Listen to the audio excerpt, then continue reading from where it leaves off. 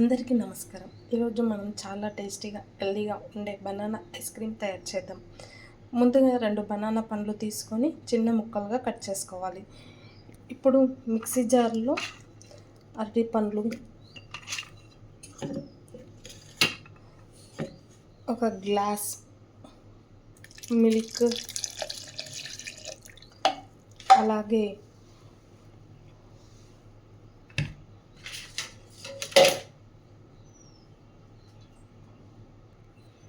అలాగే 2 tables honey వేయాలి. ఎందుకంటే హనీ కొంచెం హెల్తీ కాబట్టి హనీ వేస్తున్నాను.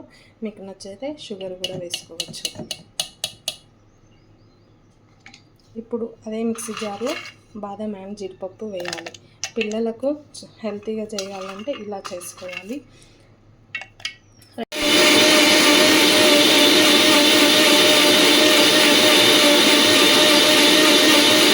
బాదం జీడిపప్పు వేసి బాగా గ్రైండ్ చేసుకోవాలి. స్మూత్గా అయ్యాక ఇలా కుల్ఫీ మోల్డ్ షాప్లో దొరుకుతుంది. దీనిలో పోసి 5 నుంచి 6 గంటలు డీప్ ఫ్రీజర్లో పెట్టాలి.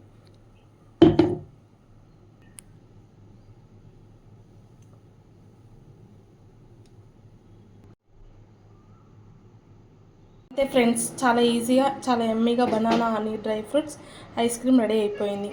మీకు ఈ రెసిపీ నచ్చితే లైక్ చేయండి, షేర్ చేయండి. ఇంకా ఇలాంటి ఈజీ రెసిపీస్ కావాలంటే మన ఛానల్ని సబ్స్క్రైబ్ చేయండి. Thank you friends.